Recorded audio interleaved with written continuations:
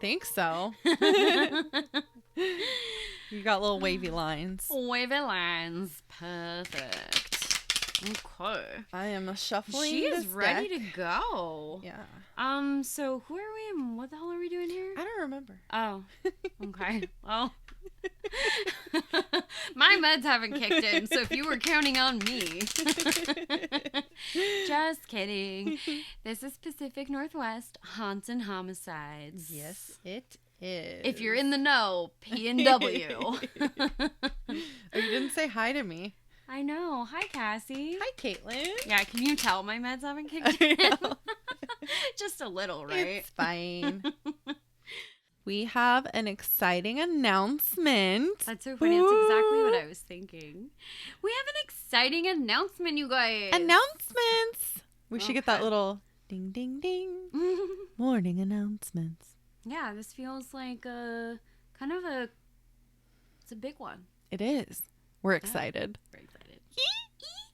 What is it, Caitlin? Some editing is going to be required here. Man, I love just creating all kinds of editing work for you, I guess. It's fine. So we are announcing this very exciting news that we have joined Patreon. Yay! We have joined the leagues of golf clap. I'll add some clapping noises in. Oh, I like that. Yeah. Cheers and Cassie's totally going to add in a drum roll and some other, totally. Yeah. Totally can find that. Yeah, There'll be no definitely. problem. No pressure or anything. No, we are really excited because we already have a few things that we're working on that are going to be special for Patreon. I've kind of earmarked some episode ideas that they will not be released to the typical channels through Spotify and all of that. So if you want the additional content, you'll have to check us out. Patreon exclusives. Yep. So we are working on a couple of different things. Down the road, we're going to be looking at doing some Patreon exclusive merch. So lots of good stuff coming down the pike. Yeah. So if you go search us on Patreon, you can read all the tiers, see which one applies best to you. Yeah. Which one you would like. Yeah. Preferably like one of the top tiers. Yeah, right? like the toppest. we just actually we're working really hard to make sure that all of the tiers you're getting a lot of good stuff for even kind of that minimum contribution. Yeah. And then basically people that really want, add-ons and things like that, if they're interested in the Patreon exclusive merch coming down the road, they'll be able to get that. Just basically trying to make sure it's a really fun thing for everybody that decides to join us on Patreon, but there will be some extras for those higher levels. So. Yeah. And we had so much fun putting together the my Patreon gosh. page too. It was a good time. It was fun. There was a lot of time and energy and creative thinking that went into that. Each tier has the descriptions are not like super in-depth, but we tried to put something kind of fun into each of the descriptions, and then the photos. Each of the tiers has its own special. So we'll see. Hopefully you guys love it. Yeah, even if you don't, if you're not interested in Patreon, whatever, but at least go check it out and read the things and see what we did. It was really fun. So yeah, we had fun with it. We hope you guys will join us. And we will add the link in the show notes for you too. So if you don't feel like going to search around for things, we'll put a nice little link. So you'll be able to start finding the link in our show notes wherever you're listening here pretty quick. You can always check out our social media pages, and we'll have that in a number of places. It shouldn't be hard to find. You can always email us too if you're just desperately searching for the link to our Patreon You just need to give us money. Yeah. Support the show so we can keep doing creepy shit for you. So if you're curious about kind of what our plans are for Patreon, we've put a lot of thought and energy into already kind of deciding what we're going to make available in terms of content to all of the subscribers, and then what those monies will be used for as well. We're going to probably put some of that into kind of developing some of our own equipment. It's going to come in pieces over time, but boom arms and shit, so we're not doing this. We definitely plan to reinvest a lot of that right back into the pod, and hopefully allowing us to provide a lot more content and just being able to step it up a notch. Yeah, exactly. And you guys want us to sound good. You want us to keep going. It does, I don't know if you guys know, it does cost money to actually run a podcast, just to have the platform. To host it. So, but we love it. And we'll keep doing it, and every little bit that we get in terms of whether it's affiliate links or sponsorships or Patreon or buy me a coffee, whatever, we're gonna really be trying to reinvest into things that are gonna improve the pod, make it better for you guys, add more and more crap, and also buy ourselves a bunch of fancy shit. Yeah. Just kidding. Honestly, we're kind of at that stage where every idea that we have for our merch shop that we want to get started, and for our Patreon exclusive merch, we're like, I want one too. Yes. So if you guys can just fund our merch purchases of our own stuff that is forthcoming, that would be great. Yep. Thanks in advance. Yeah. TIA, guys. All right, I am shuffling away this very stiff deck of cards once again. I'm glad we're not recording this one on video. Yeah, really. I know, it's going to be a little while. It's something we've promised to our Patreon to do video recording of the tarot. But we're going to start delivering on that when we have some more subscribers on that, I think. So yeah, I'm kind of estimating probably going into like September is when we'll start getting that on there. Yeah. Unless you guys just go buck wild and start subscribing. Yeah, you guys, if you want to see videos of us doing the tarot reading, go subscribe to Patreon. Yeah. Because that's where you will get it. Yeah. Okay, I'm going to do one more shuffle. Okay, you need to start thinking about your case. Oh, I'm on it. You're thinking about it? Yeah, I reminded Chris that this was the case I was doing today, and he was so excited. Ooh. Okay. Okay. Would you like to cut, not split those the deck? cards?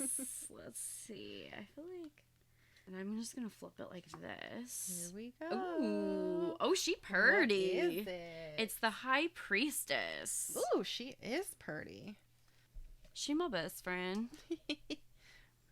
Where would I find her? Oh, I flipped to her. Oh, wow. Interesting.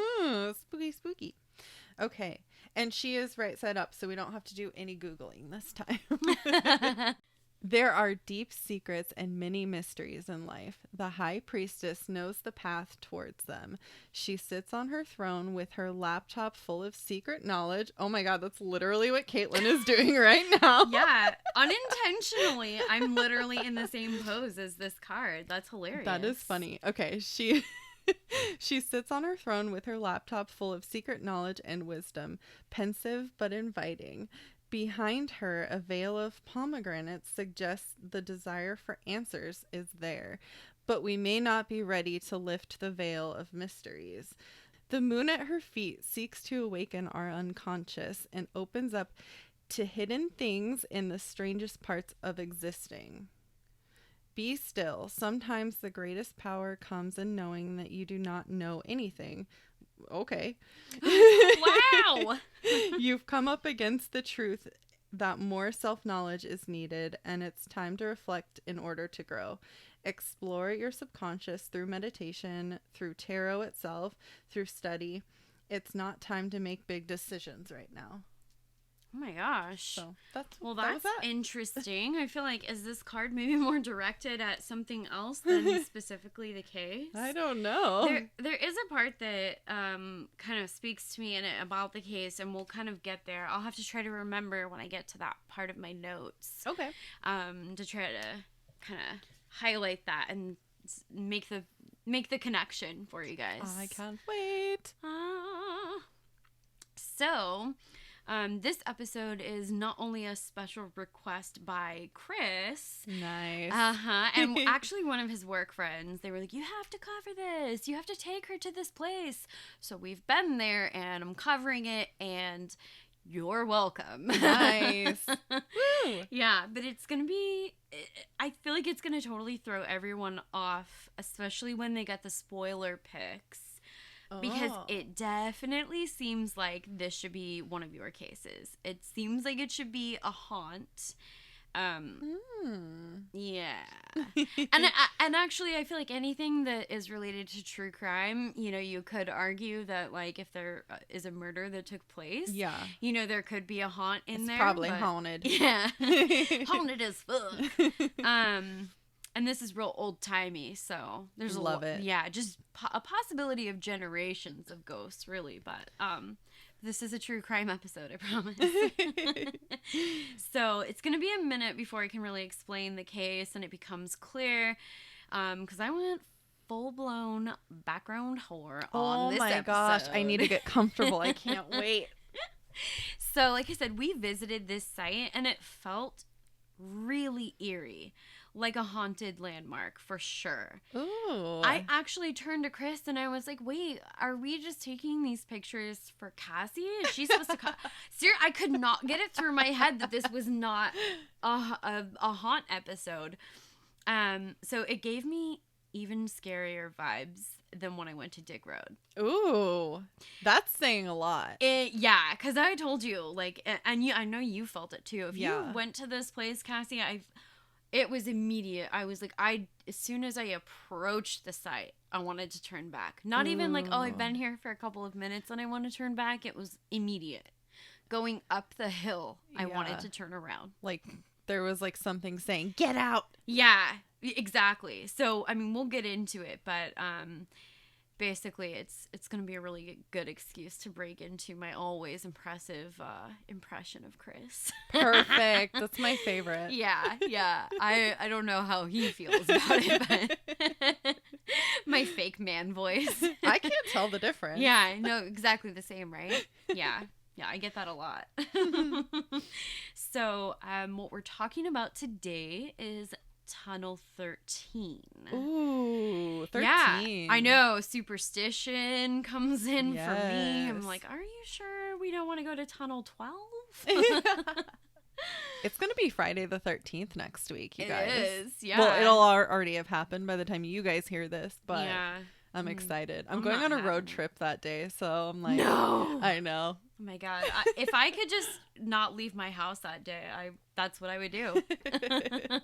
So it's also more commonly known as the Siskiyou Station. It has a really storied history, so I'm going to paint you a word picture. Paint it. Yes. Don't worry. Like I said, we have actual pictures too, so it's going to be kind of cool. It's part of the railroad line that has been referred to as the Road of 1,000 Wonders. Ooh, that sounds like pretty fucking awesome. Yeah, that's a loaded description, I feel like. So this was one of many railroad lines that was built by Chinese workers during this era. So I think that most of us are aware that a lot of these workers were subjected to some pretty perilous conditions and subjected to awful treatment at times. So, let's be real. I think, we've talked about this already on the pod that, we're definitely still dealing with Asian hate in our society today and in our country. I'm not going to go too much into this aspect of the history because it doesn't necessarily play directly into the case. But I did want to point out something really cool, and I felt like a really powerful thing that I came across in my research.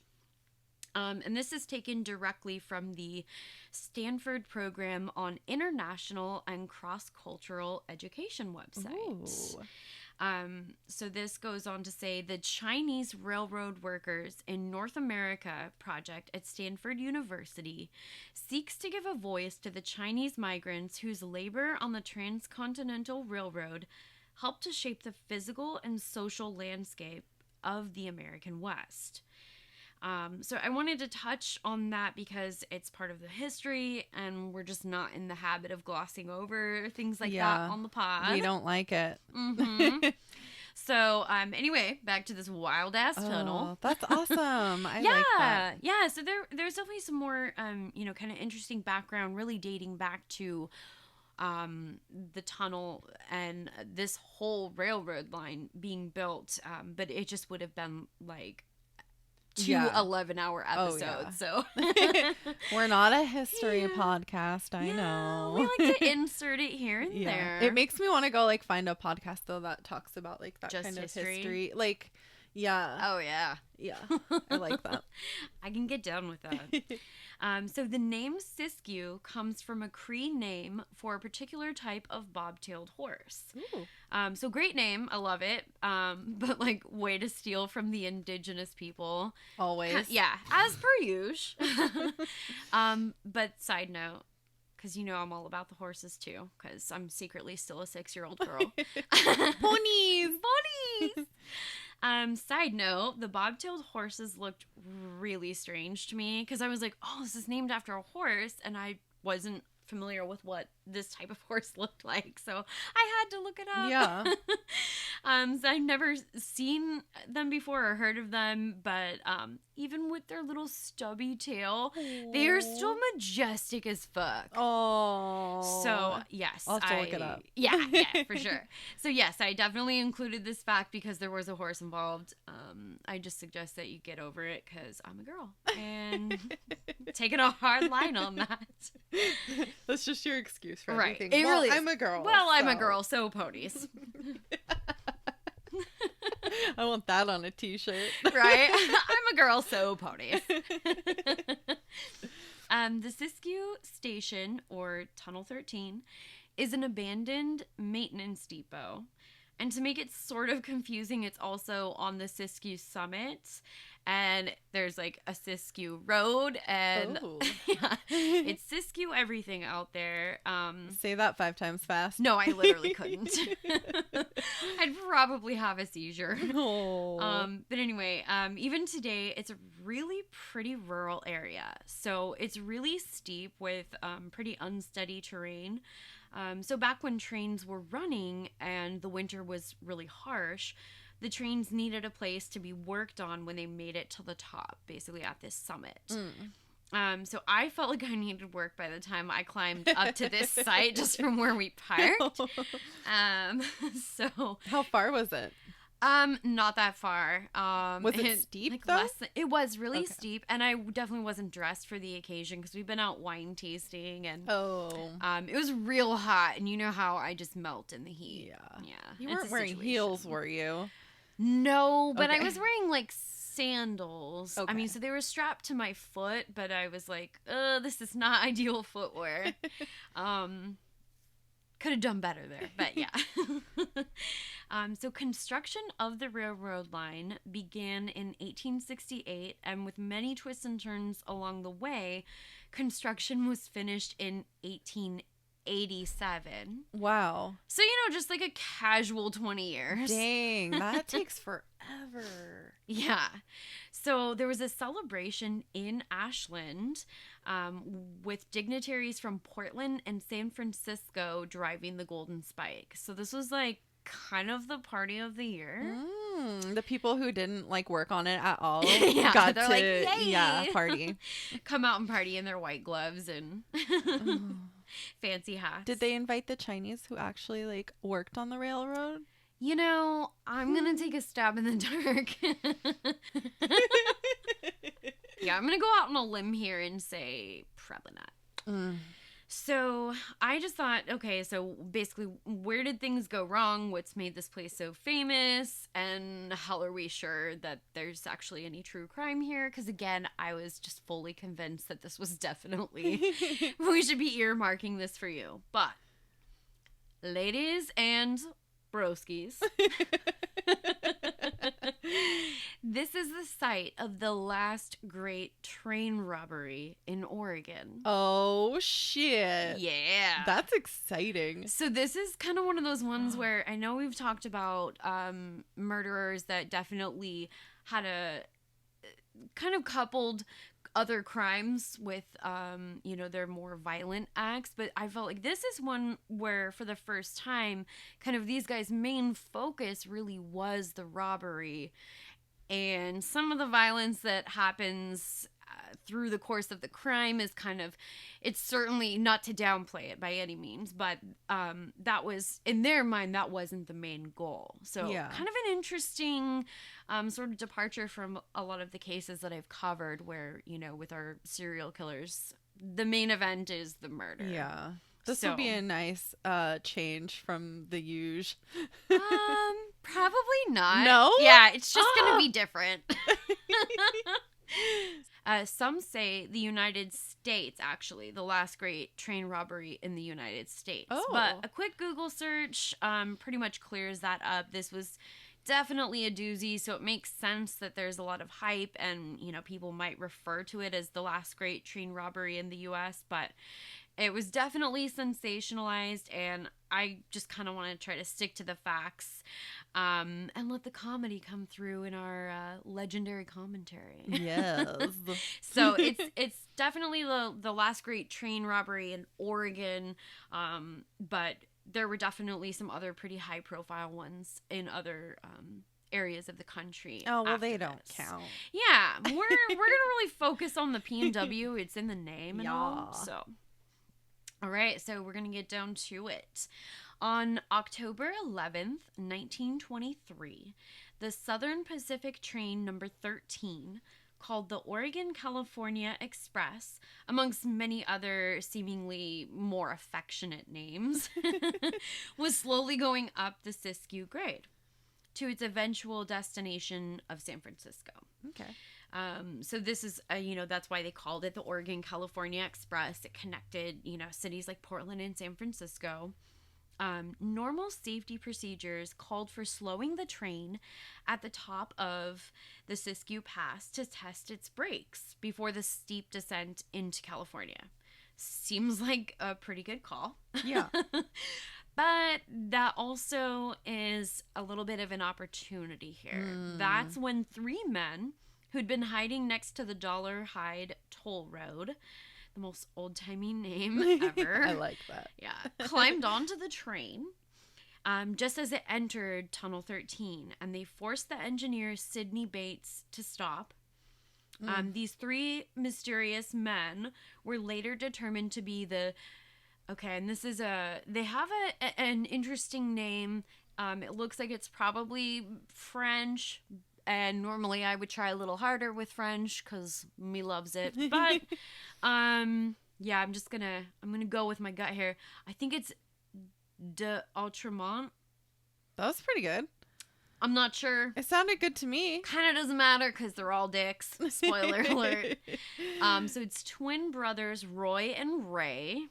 Gross. Roy and Ray. And their younger brother, Hugh, which I just gotta say, like, why do we always treat twins like bookends?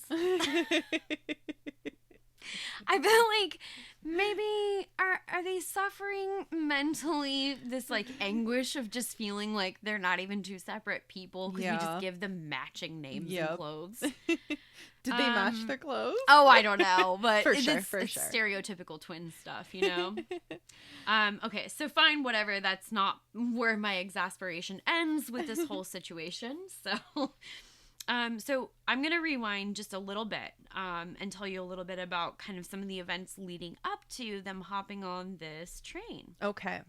So the brothers had been in Chicago trying to join up with some big-time mobsters during the Roaring 20s. But eventually the brothers returned to Southern Oregon, where they began studying shipments on Southern Pacific trains. Because let's face it, it's pretty clear that they were all about being up to no good. Yeah, obviously. They're like trying to join with the mobsters. That doesn't work out. And they're like, all right, what's the next con? What's the next flim-flam? I'm curious how they went about trying to join the mob and then it didn't work out? And how are they still alive? So many questions. Yeah. Like, they weren't interested in you, but they let you go. I feel like this is one of the things where I was kind of thinking about. There's a desire for answers. I want to lift the veil on these mysteries, and I don't think I'm going to get a lot of satisfaction there. Because I definitely tried looking for, like, okay, what was their strategy here? Yeah. But yeah, so this train that they started tracking, that traveled through the Rogue Valley, still bore the nickname of the Gold Special because it had once hauled some very large quantities of gold from the mines in the West. Yeah. So you're like, okay, well, with a name like that and them clearly being who they are, kind of makes sense. Yeah. They start checking this out. The Gold Special. They wanted some of that. Oh, they did. So they had heard rumors that it would be hauling up to $500,000 in gold, as well as a shipment of cash on October 11th. Oh. Yeah. So here's what I want to know. This is another one where I'm like, I'm never going to know this, but who is thinking it's a good idea to share this with these brothers? Yeah. I will never understand, but here we are. Letting that info out. Who's slipping these details out? Unless they're in on it, maybe. Yeah, I mean, you never know. Maybe they're like, oh, I'm going to just tell them about this and see if they take the bait, and then maybe I'll get a cut. Yeah. I don't know. Good luck. Mysteries. So before the crime, Ray had served time in a Washington state prison for labor union activity. So, yeah, that used to be definitely something that you could end up in prison for. I didn't go into it. Interesting. Yeah, we're going to get a lot of backstory on these guys, but I'm going to kind of brush over a few details here and there. So, during that time is apparently when he came up with a plan to make his family rich. So, that's kind of introducing the fact that this is like a get-rich-quick scheme that he came up with that went horribly wrong. So he was sitting in prison thinking, okay, what's my next crime gonna be? Right. Yeah, because you're like, wait, so they were, in Chicago, then they come to Southern Oregon. Like, what's happening in between that, like, kind of shifts their focus to this? Apparently he had a lot of time in the prison in Washington to come up with this get-rich-quick scheme. Perfect. So, yeah, on brand for sure. So the brothers focused their attention on the mail car of the train, believing it was carrying cash or other valuables. The postal clerk, Elvin Doherty, saw them coming and locked himself in the secure mail car. Oh. Yeah, which seems like, oh, smart, and you're like, yay, Alvin, get it!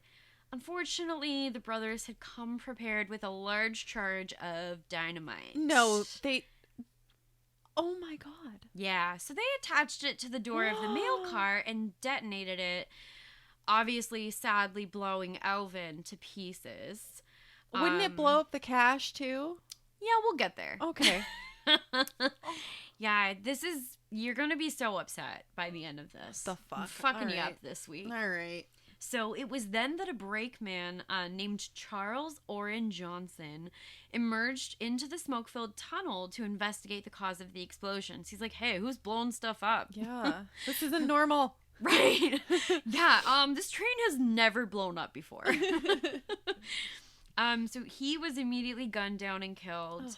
The brothers then ordered the engineer, Sidney Bates, to move the engine forward, and fireman Marvin Sang to uncouple the mail car. These dumbasses, though, their dynamite explosion had caused so much damage that the railroad cars couldn't be separated. Oh, well. The mail car was filled with so much smoke that they couldn't find the money they had planned to steal. Idiots. It's like Dumb, Dumber, and Dumbest. Yeah. Okay. Playing with dynamite. Come on. Yeah, you're not qualified to handle this, guys. So still determined to leave no witnesses in their failed robbery, the brothers murdered engineer Sidney Bates and the fireman Marvin Sang.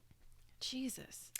The coroner was later able to determine that they were shot as they held their hands in the air. No. The bullets had actually gone through the raised arms of the victim before entering their temples. Jesus. So, and then the dumber, and dumbest brothers fled the scene.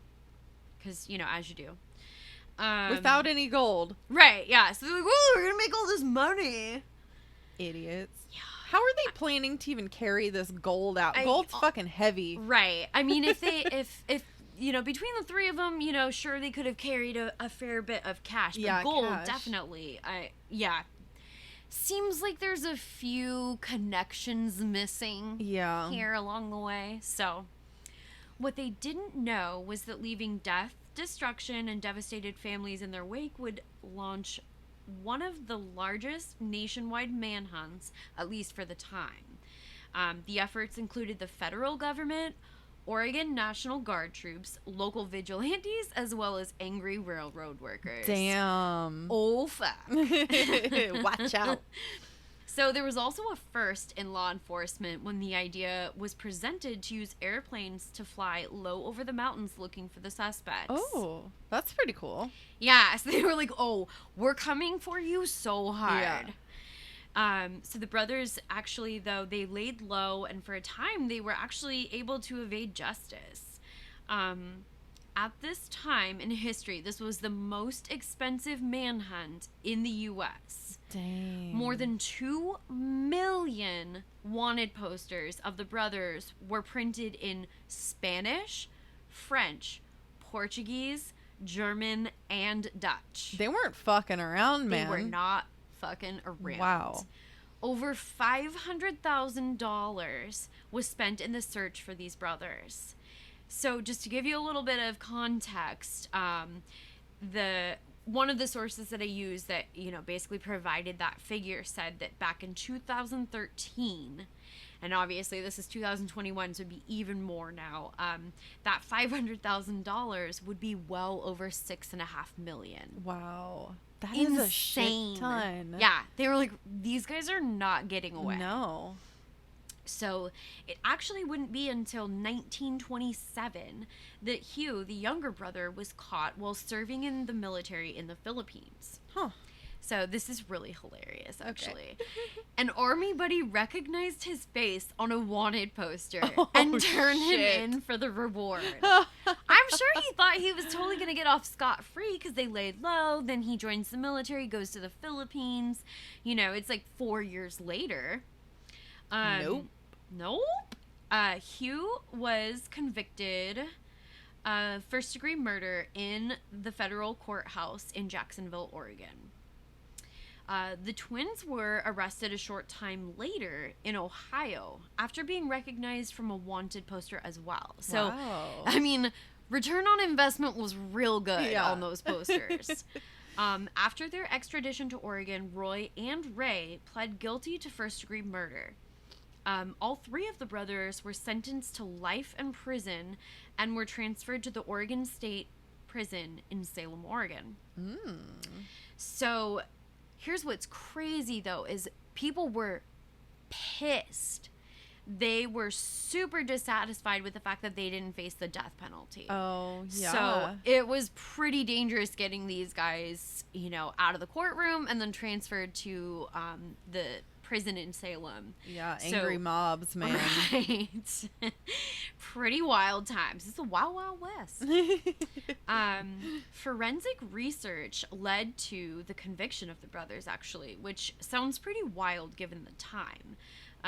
Science has come a long way since then, but let's talk about it because it is really interesting what they were able to kind of... This is one of those cases where it's like kind of an early example of like the birth of like forensic and other types of like science being used to create a case or to track people down. Yeah. It was really interesting.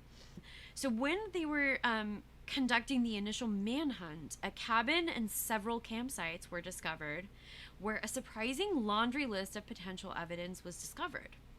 law enforcement authorities were able to determine exactly how the crime was committed, just based on the evidence that was there at the site of the train robbery, or attempted train robbery, we should say. But they had no idea who the criminals were. You know, they left without much of a trace, and you know, not like they had dye packs and the money back then, but these guys didn't even make off with the money. Yeah. So it's true. Like, I was wondering how they knew who did it. How the hell do you did track the wanted that down posters. back then? Yeah. Oh boy. Ooh. So it was decided that they would send the evidence to a 42-year-old chemistry professor at the University of California at Berkeley. He had some success in helping Southern Pacific railroads with minor train robberies. His name was Edward Oscar Heinrich. In the early 1920s, crime labs existed only in Europe. The world-famous FBI crime lab was not founded until 1932. So that would have been well after this case. Yeah. But I think this is kind of one of the examples of like, wait, so they've been doing this in Europe for a while? We better get on this. We should probably give it a try at least. So Professor Heinrich meticulously examined the scientific evidence and was able to produce some really fascinating results.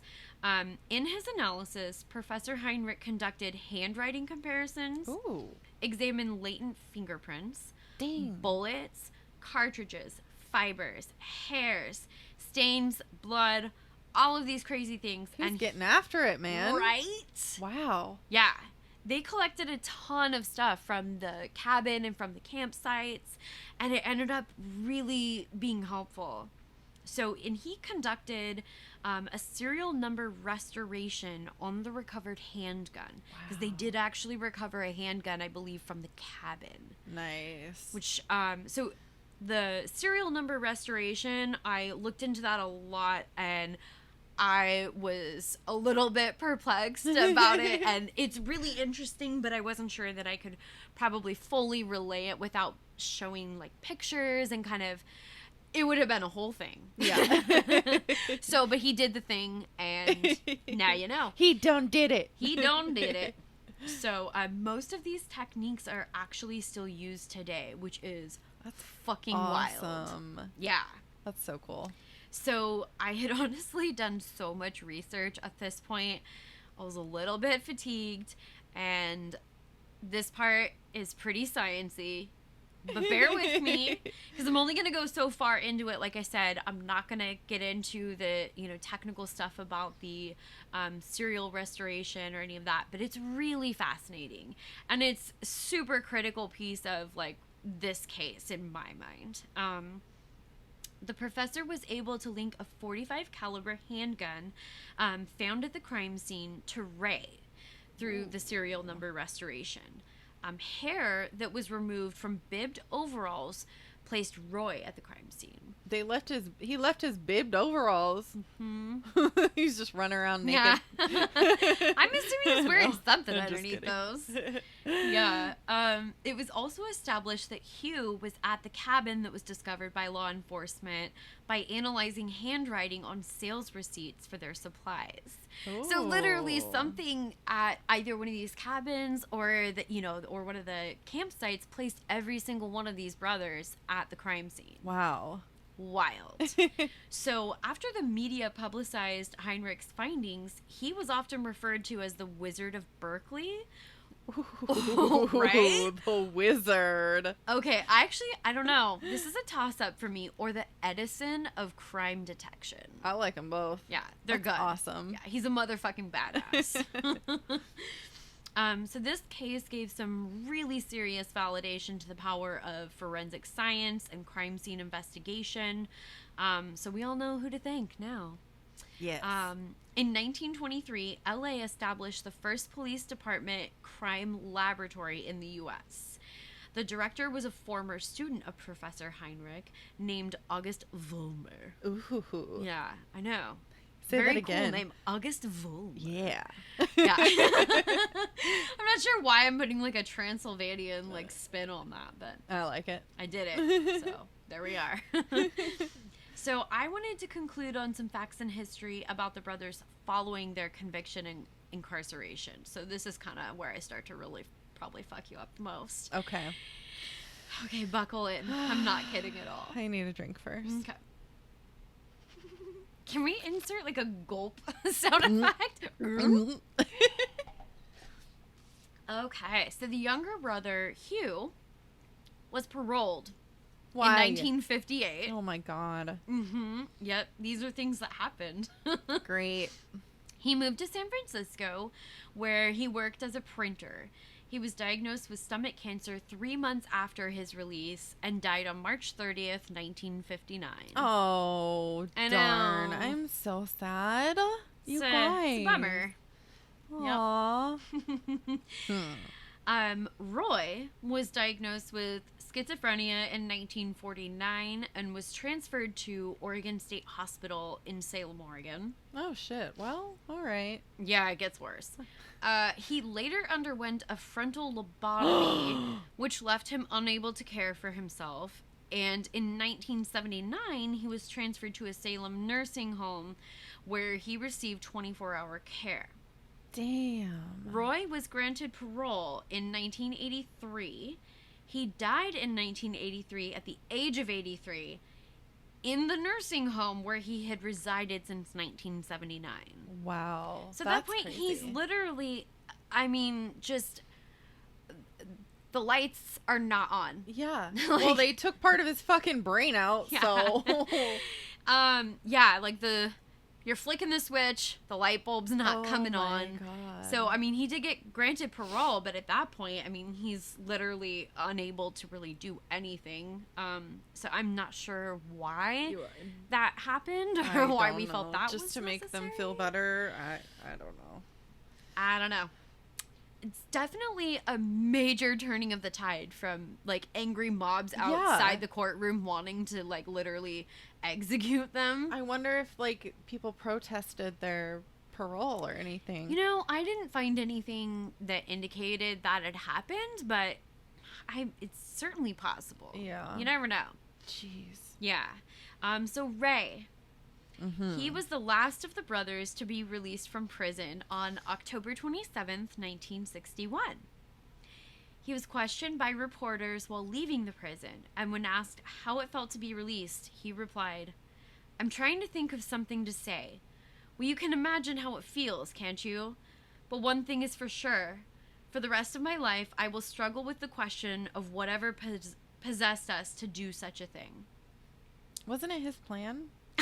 I feel like as one of the older brothers, I don't know. It's an interesting statement, but it just seems a little placating. I don't buy it. Ray, I'm not buying impressed. He was the one who planned it, right? Let's go back. Or was look. it the other? Here's the thing. Don't name them Ray and Roy, and then we won't have to... Oh my God. They're the worst. I guess it would make sense. Yeah, it was Ray. No, you're... So I'm like, if the schizophrenic Cassie. one planned it, all right. Yeah, But- well, he wasn't he hadn't at least been diagnosed with schizophrenia at the time of the robbery, so... I wonder if, like, since his twin brother was schizophrenic, is that something that, do you think he might have had as well?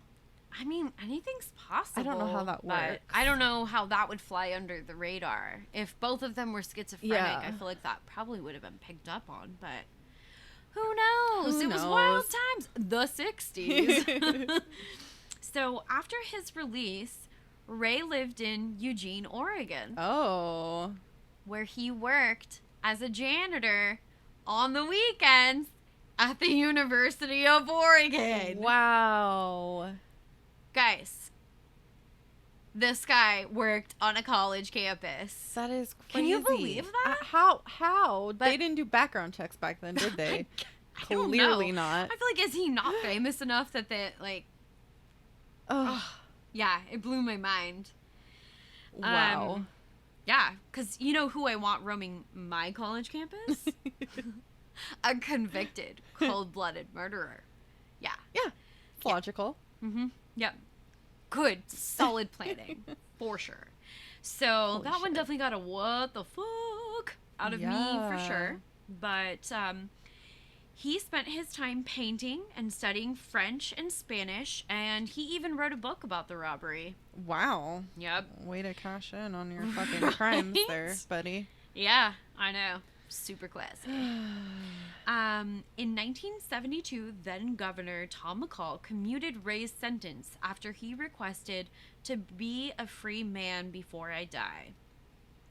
Ray died in a Eugene nursing home on December 20th, 1984, at the age of 84. Oh my God, that's weird. His twin brother Roy dies in 1983 at the age of 83. Yeah. He dies in 1984 at the age of 84. That's really I don't know, weird. Is that weird? Am I like trying to make a thing? No, that's weird. It's weird. That's pretty weird. What do you guys think? Is it weird? Yeah. Email us. Yeah. I know. I'm really curious. I'm like, is that just? Am I like getting carried away? But I don't think so. No, that's pretty fucking weird. It's really weird. Because out of the three brothers, like the other two had some pretty serious like health issues, and he gets his sentence commuted, about just over a decade before he dies, and I don't know, it just seems odd. I don't know. See, I maintain there's some spookery. There is. Yeah. So all three of the brothers are buried next to their mother in Bellcrest Memorial Cemetery in Salem, Oregon. I wonder how their mom feels about that. Yeah. Aye. So here's what's really interesting, and this is another spot. This was the major thing that was tying back to the tarot for me. Are you ready? Yeah, I'm ready. Okay, so we were talking about, basically, she sits on her throne with her laptop full of secret knowledge and wisdom, pensive but inviting. Behind her, a veil of pomegranates suggests the desire for answers is there, but we may not be ready to lift this veil of mysteries. So it's like hidden things and, all kind of, I don't know, it's really interesting. And so here's the part that I didn't go into this with the case because there's not a lot of information about it. It would have been a kind of like a little odd aside built into the body of the case. But at the end of this case, there are a lot of people that have basically commented that they think that there were unnamed and unpunished accomplices. Oh. So, honestly, we'll probably never really know if there's any truth to that. But, like, what a fucking roller coaster of a case. Like, wild. That's crazy. Wild. Yeah. So, and I don't think it's that unreasonable to think that, like, if they found all of this stuff on the three brothers, there might be other people that were involved that don't necessarily have as clear of a link. And they're thinking, well, of course, these three brothers, they can pull this off. But, there's all of these things where they heard these rumors about how much money was going to be on the train. Yeah. Kind of, it seems like, and you hinted at, like, God, did they have somebody, like, on the inside? An inside job, man. I'm telling you. I wonder who it was. Oh, I want to know. Right? Well, whoever they are soup's dead, I bet. Yeah. But, and they never got caught. They got away with it. Yeah. I mean, it's not beyond reason to think that maybe there was somebody else. That's crazy. Or even multiple somebody else's. Yeah. So. Man, I'm still, like, stuck on how they got paroled in the first place. Like, if they were sentenced to life. Right. Why? And they definitely did do a real long stretch in prison. They definitely, they served quite a bit of time. But what gives them the right to be free? They don't have any right to be free. Yeah, I mean, the three brothers, I don't know that they were ever able to really determine with any sort of certainty who really was the primary killer or if all three of them, actively participated in killing people. But by virtue of committing the robbery together, they're complicit in the murders. Yeah. I mean, bringing that dynamite, all three of them knew exactly, the potential for destruction with that. So I kind of think it doesn't matter. I mean, but it may have come out that, perhaps the younger brother or, Roy, maybe that's why they were paroled so much sooner, because it came to light that, like, this was Ray's plan from the start. he's got his younger brother and potentially his, mentally ill brother carrying it out with him. Yeah. Maybe, they don't bear as much of the culpability, the responsibility for what happened. But either way, I think, definitely all three of them, they needed to be outside of the normal bounds of society and, for the protection of others, for sure. So this was a pretty wild case. I'm gonna show you some of the pictures. Ooh, yeah, I can't wait. I am not kidding. I know I told you, I started to kind of allude to like how freaky it is, but this has sort of become a bit of a, I assume it's probably one of those spots where teenagers go to drink, probably some, I would say a meeting place for people who maybe don't have other places to go, where you're looking at there's probably a lot of either underage drinking or just people that maybe are houseless that are drinking and or doing drugs up there. We definitely found some physical evidence of that type of stuff up there. So aside from the fact that it just has a very ominous energy, when you get closer and realize that there is definitely a potential, there's a lot of graffiti and it looks like there's a lot of like smashed bottles and things like that. It definitely seems like right around the corner there could be somebody who is, maybe not there with the best of intentions. Yeah, lurking. Yeah, so here's my Chris impression. Because he was like, I probably should have brought a gun with us out to this place. And I was like, yeah, what were you thinking? Like what if we even just ran into like a coyote, Yeah. Who knows? We're way out there. It's pretty rural. And he was like, well, I have my knife, so if we run into any kind of trouble, whether it's like an animal or somebody that's like trying to attack us, he's like, I'll hold them off. I have my knife, and you run back to the car. And I was like, what? I'll hold them off with my knife. I'm like, what if there's like 5 people, or what if it's like a literal like wolf pack or something? He's so sweet though. He's gonna I know, and I'm like, okay, so then I just like take off in your car and leave you. Bye, Chris, see you later. It's been so nice getting to know you. Good luck. Thanks for taking me to this place so that I could pod about it. It's like, babe, okay, safety first. So it was a little bit of a learning experience. I was like, this is definitely a place where, you should just be very aware that you could be, there's potential safety risks there. Yeah. I would say, especially like if you go to some place like this where there might be people that are hanging out there that are intoxicated, on whether that's they've been drinking or doing drugs there, that's a potential situation where somebody could become aggressive or be looking to do harm to somebody else. Not a great. Be careful. Yeah, always be careful, proceed with guys. caution. Always safety first. So Did you go in the tunnel? no, You didn't go in the no, tunnel? I was like, it's no. Oh my god, no, I couldn't have. Like, I didn't even want to get close to it. I felt like the tracks, like I didn't even want to touch them. Man, I want to go now. Yeah, I want to go in the tunnel.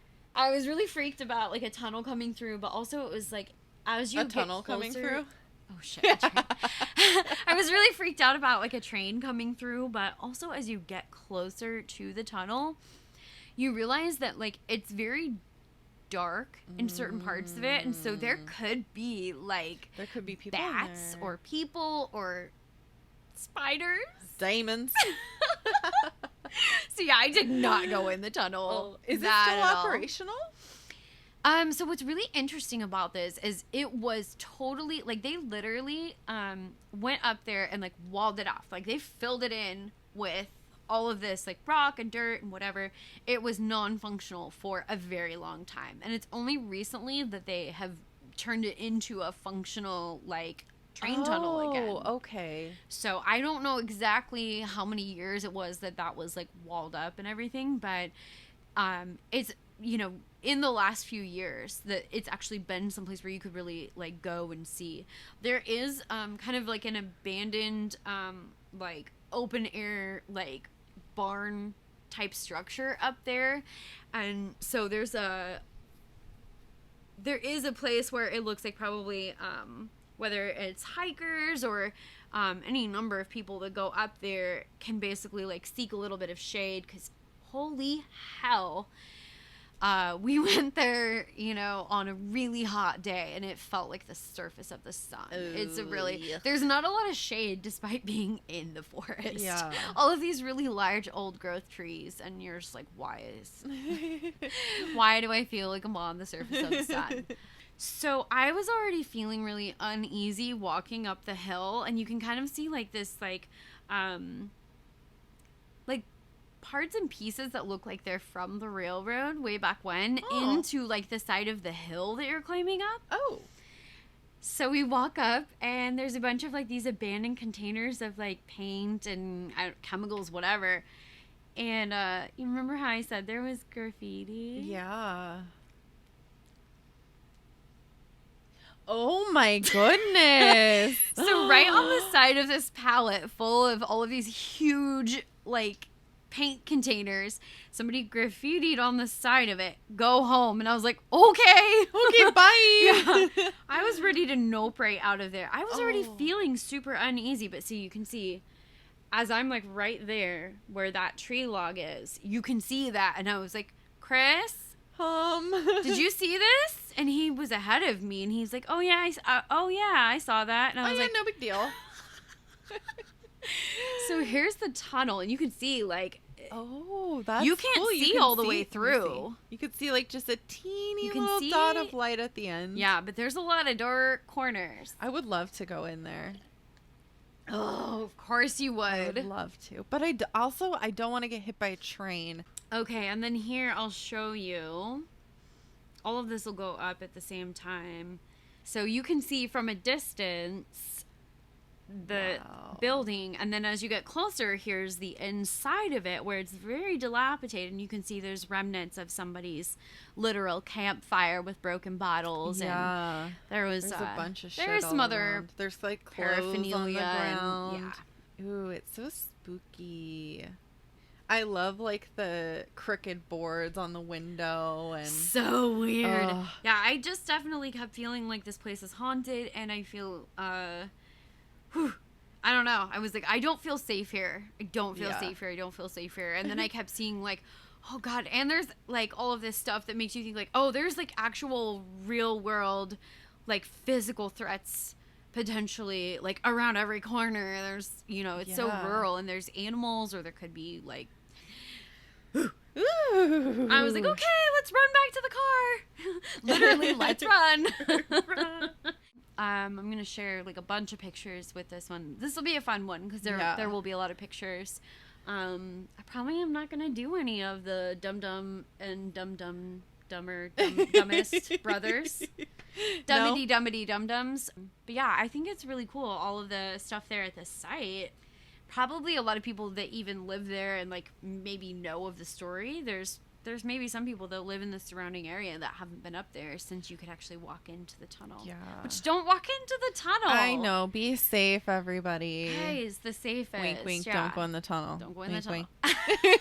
Oh my God. Cassie. Were you looking at me trying to wink? I was. Yeah, that was interesting. I can't do it. Yeah. It was like kind of more like I Dream of Jeannie when she bops her head with her crossed arms than the Bewitched. But you know what? We could be genies. I think genies are just as cool as witches. We totally could. Yeah. It's like basically the same thing. I feel like, yeah. Honestly, I think witches have to work harder for it. Yeah. Genies just like fucking have it. Yeah. Yeah. All right. Well, that's our 2 cents on. I was a genie for Halloween once. I was Princess Jasmine every night when I went to sleep for like a solid year. That is so cute. Yeah. I had like the little slippers, you know, that had like the little jingles on them and stuff. Oh yeah. Had the crop top. Probably a really good look on your like 7-year-old, yeah. but do you remember those costumes that were like belly showing, but the belly was fake? It was like fake, material. Yeah. That's what I need now as an adult. Back then, That's when my midriff was at its cutest. Why don't they make those? Because everything's a crop top now. Just add a little extra fabric that looks like belly for me, please. Yeah. With a hey, six guys, pack. can you stop cropping the tops? Please. Okay, thanks. All right, well, got a bit off topic here at the end. For the day. Yeah. That's fine. It's the end. Nobody cares. Yeah. Oh, we're missing an opportunity. What? Remember how we were like, we're going to be releasing on Tuesdays, and we can say, see you next Tuesday. Oh, yeah. Okay, so we're totally missing an opportunity here, you guys. You guys. Have a creepy-ass day. See you next Tuesday. So for all of you that are listening, if you have any true crime or paranormal stories that you want us to share, maybe with the whole Pacific Northwest. Yes, we would love to read them on the pod. Yeah, we will read them out loud. Email us at pnwhauntsandhomicides@gmail.com. It's all spelled out, no special characters, super duper easy peasy. Also, if you would like to follow us on Facebook or Instagram, it is at PNW Haunts and Homicides, the same thing as the email. It's all spelled out, no special characters or anything. Bitchin'.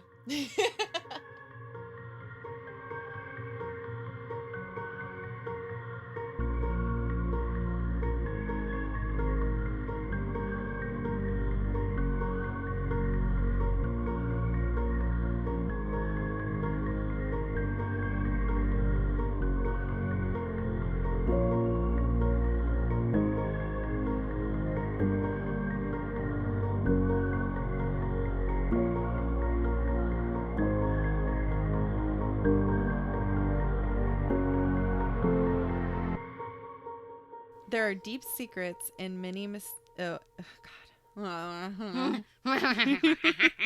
There are holy guaca fucking moly.